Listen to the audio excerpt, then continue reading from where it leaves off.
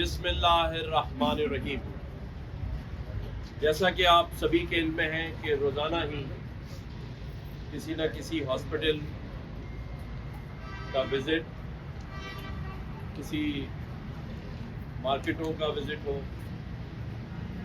یا عام لوگوں سے ملنا ہو، یا عام لوگوں کو گورنر ہاؤس بلانا ہو، یہ ہم نے شروع کیا۔ اور اس سے ایک فائدہ یہ ضرور ہوا کہ میرے ساتھ ساتھ میڈیا کے بھائیوں نے بھی خود آ کر بغور جائزہ لیا چیزوں کا۔ 1982 میں اس ہاسپٹل کا قیام ہوا۔ 1982 کے بعد سے اس شہر کراچی میں کئی سو پلازا بن کے بک گئے، اربوں روپے کمائے گئے، کھائے گئے، لیکن بس قسمتی دیکھیں کہ آج اس ہاسپٹل کی بھی ایمرجنسی میں ڈاکٹر صاحب، ڈاکٹر قریشی جو یہاں پر ایم ایس ہے،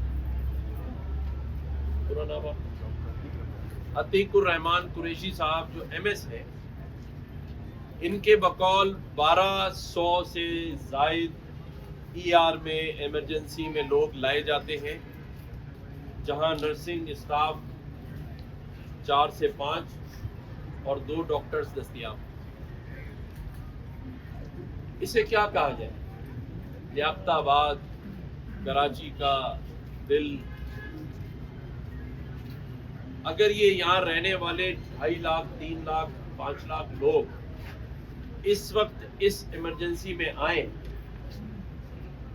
تو بچنا مشکل ہے۔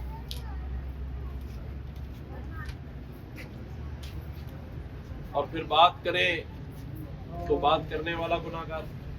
ہمیں کہا جاتا ہے اپنے کام سے کام رکھیں، تو یہ کس کا کام ہے؟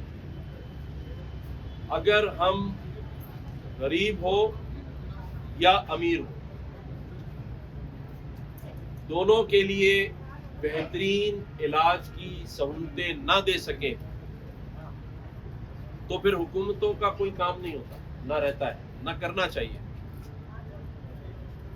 اگر ہم علاج کی سہولت ہی نہیں دے سکتے، ہاں اگر امیر کو علاج کرانا ہے تو وہ آغا خان بھی چلا جائے گا، ساؤتھ سٹی بھی چلا جائے گا، لندن بھی چلا جائے گا، لیکن میرا اس شہر لیاقت آباد میں اس علاقے کے رہنے والا یا اس کے اطراف میں رہنے والا اگر اس لیاقت گورنمنٹ سندھ ہاسپٹل میں آئے گا تو اللہ ہی اس کو بچائے، اور ڈاکٹر پوری کوشش کرے، جو کہ کر بھی رہے ہیں، لیکن بہت ساری مجبوریاں ہیں جو نظر آ رہی ہیں۔ کیسے ٹھیک ہوگا یہ سب؟ سیاسی بنیادوں پہ تو نہیں ہو سکتا، کیونکہ آواز اٹھانے کے بعد ہی دوسری آواز آ جاتی ہے۔ اگر ہم اپنے شہریوں کو اچھے علاج کی سہولت نہیں دے سکتے، ہم اپنے شہریوں کو اچھے اسکولوں میں تعلیم نہیں دے سکتے، اگر ہم اپنے بزرگوں کو عزت نہیں دے سکتے، ہم اپنے شہر اور صوبے میں رہنے والی خواتین کو عزت نہیں دے سکتے، علاج، معالجہ، تعلیم نہیں دے سکتے، تو بھائی 76 سالوں میں پھر ہم نے آزادی حاصل کیوں کی؟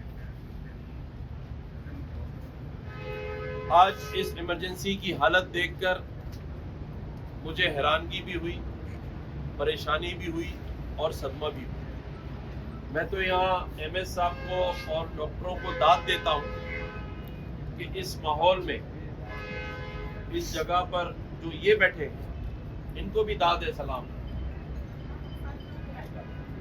یہ کسی ہاسپٹل کی ایمرجنسی نہیں، بلکہ ایک ذبح خانہ، کسی ملک میں جہاں گائے بکرے کاٹے جاتے ہیں وہ ایسے ہوتے ہیں۔ ہاسپٹل میں تو جو ایمرجنسیز ہوتی ہیں وہ تو جیسے ہی مریض اس میں داخل ہوتا ہے تو اس کو یہ احساس ہونا چاہیے کہ میں ٹھیک ہو کر جاؤں،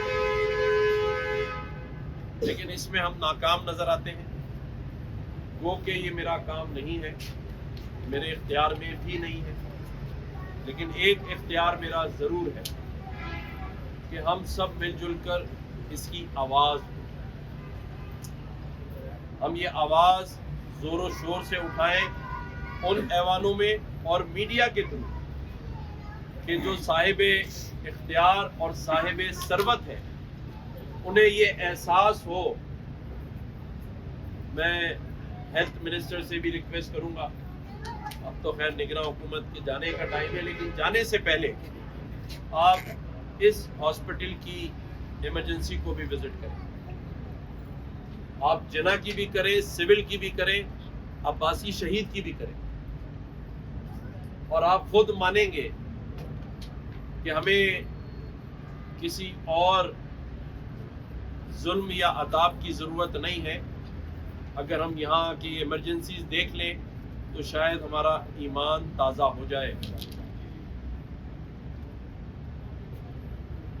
میں نے تو یہ تہیہ کر لیا ہے کہ ہم اپنی ٹیم کے ساتھ میڈیا کی ٹیم کو شامل کر کے ان کے شانہ بشانہ اس شہر کے، اس صوبے کے تمام ایشوز پر آواز اٹھائیں گے انشاءاللہ تعالی۔ کل سے میں سرکاری اسکولوں کا دورہ بھی کروں گا، سرکاری پارک کا بھی دورہ کروں گا،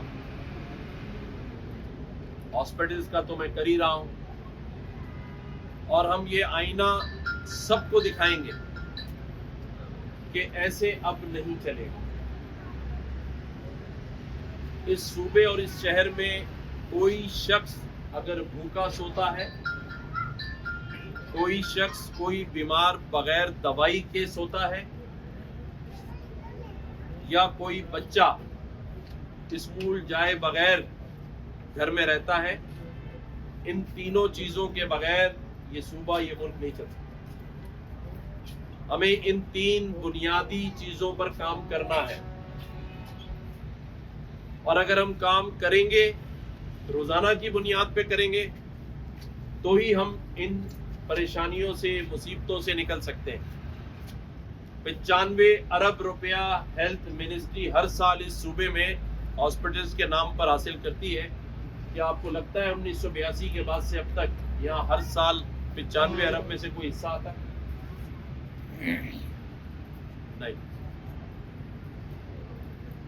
میں آج یہ بھی کہتا ہوں کہ اس علاقے کے جو بزرگ ہیں وہ بزرگ اپنی کمیٹیاں بنائیں پورے شہر، پورے صوبے سے، اور میرے پاس گورنر ہاؤس آئیں، اپنے علاقے کے ہاسپٹلز، اسکولز کی حالت زار پر نظر رکھیں، اور یہ جو میرے نوجوان بھائی بہن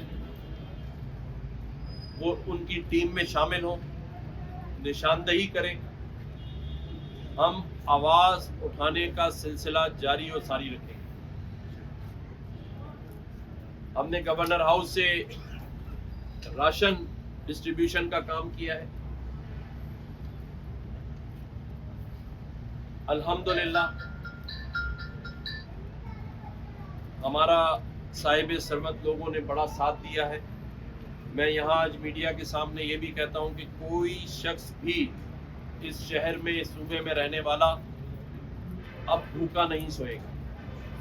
اللہ تعالیٰ نے اتنا کرم کیا ہے گورنر ہاؤس میں کہ اب کوئی بھوکا نہ رہے۔ اگر اسے راشن کا گھر میں بھوک سے بچوں کے لیے ضرورت ہو تو وہ آ کر اپنا نام لکھوا سکتا ہے، 1366 پہ کال کر کے اپنا پتہ لکھوا دے، ایڈریس لکھوا دے، ہم اسے راشن باکس اس کے گھر پہ بھجوائیں۔ اور آج میں یہ بھی کہتا ہوں کہ بغیر علاج کے، بغیر دوائیوں کے اگر کسی بھی شخص کو کوئی مسئلہ ہے وہ بھی ہمارے پاس گورنر ہاؤس آ جائے۔ کوئی بچہ اگر ماں باپ سمجھتے ہیں کہ افورڈ نہیں کر سکتے، اسکول میں ایڈمیشن نہیں دلا سکتے، پیسے نہیں ہیں، ان بچوں کی ذمہ داری بھی آج میں لیتا ہوں، اور میرے دوست لیتے ہیں۔ انگلش میڈیم اسکول میں اس کا داخلہ کروائیں گے. اس کو گھر سے گاڑی پک کرے گی, اس کی تمام تر اخراجات کتابوں کے, اسکول یونیفارم کے بھی میں بحیثیت گورنر اپنے ذمے لیتا ہوں اور انشاءاللہ تعالی کریں گے. ایک اور اناؤنسمنٹ میں یہاں کرنا چاہتا ہوں کہ میرے اس شہر اور اس صوبے میں رہنے والے وہ بزرگ جو 75 سال کی عمر یا اس سے زیادہ کے, انہوں نے اگر حج اور عمرہ نہیں کیا ہے تو ان کا اور ان کی بیگم کا وہ ہمارے پاس گورنر ہاؤس میں اپلائی کریں. مرحلہ وار قرآن اندازی کے ذریعے ان کو ہم حج اور عمرہ بھی کرائیں گے 75 سال کے, اور ان سارے چیزوں کے اندر 1 روپیہ بھی نہ گورنر ہاؤس کا ہوگا اور نہ گورنمنٹ آف سندھ کا ہوگا. اس لیے کسی کو یہ پریشانی بھی نہیں ہونی چاہیے کہ میں گورنر ہوں یا نہیں ہوں, کیونکہ ہم جو کام بھی کر رہے ہیں وہ اپنی مدد اور اپنے دوستوں کی مدد سے کر رہے ہیں, اللہ کی رضا کے لیے کر رہے ہیں, اور اس میں اللہ تعالیٰ ہمارا ساتھ بھی دے رہے ہیں. میرا یہ ماننا ہے کہ اگر نیت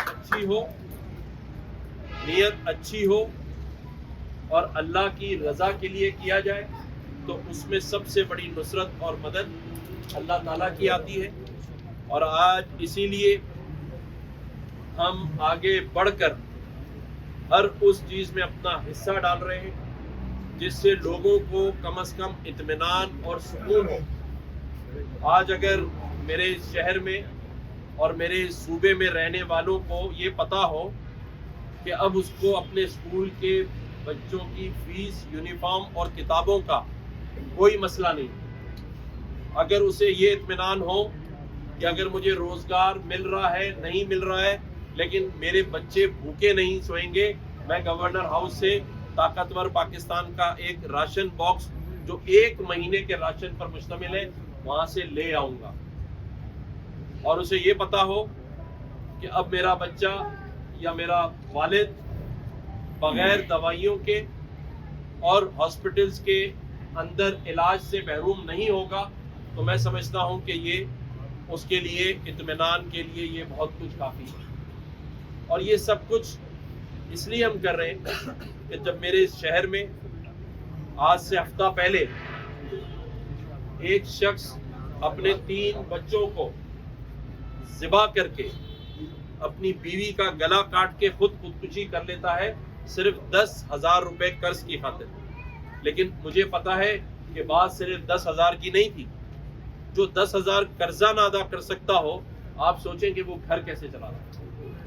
تو میرا ضمیر نہیں مانتا کہ ایسے صوبے کا گورنر اس صوبے اور اس شہر میں خود تو کروڑوں کی جائیداد کا مالک ہو اور اس میں رہنے والے لوگ 10,000 کے لیے خودکشی کر رہے ہو. تو اس میں میں جو سارے انیشیٹیوز لے رہا ہوں, پہلے میں اپنا حصہ ڈالوں گا, اپنی پراپرٹی بیچوں گا, ان سے یہ سارے کام کروں گا, اور پھر میرے جو دوست ہیں وہ میرا حصہ ڈالیں اور میری ٹیم کا حصہ بن جائے. لیکن اس کا یہ مطلب ہرگز نہیں ہے کہ لوٹنے والوں کو آسانی سے چھوڑ دیں گے. لوٹنے نہیں دیں گے اس صوبے کے وسائل انشاءاللہ تعالی. نہ ہی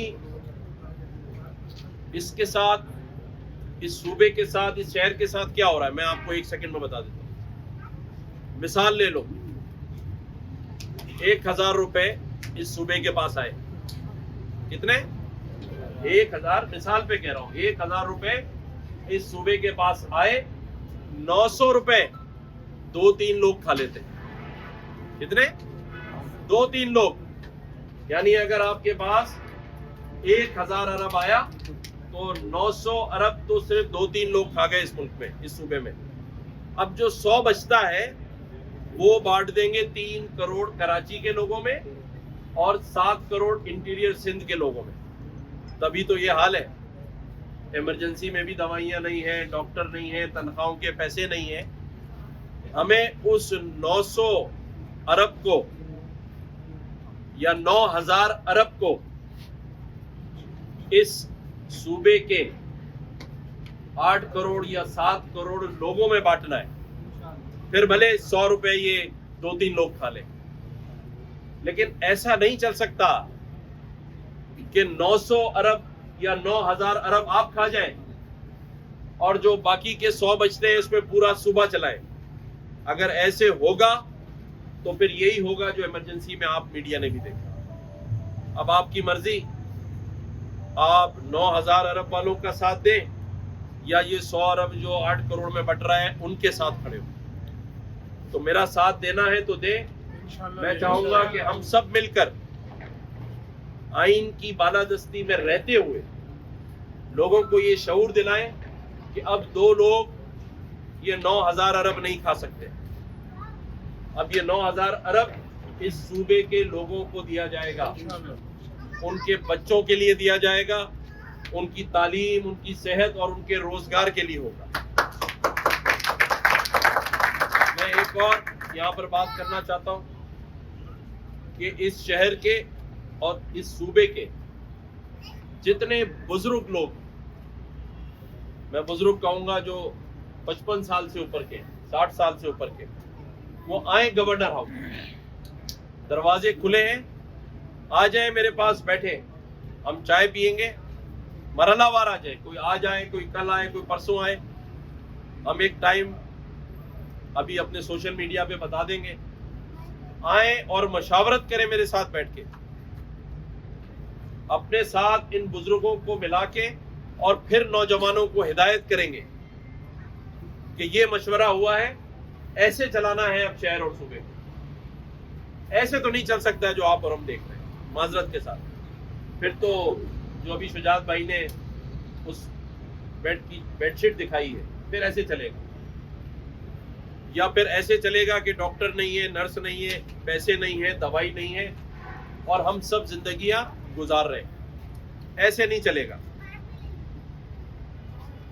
और ऐसे भी नहीं चलेगा, इसको भी ठीक करेंगे कि हम आधा घंटा अपनी बात करते रहे और सलीम भाई कान में कहें कि सर लाइव तो चल ही नहीं रहा है, बस इन्होंने ही सुना है जो सुना है।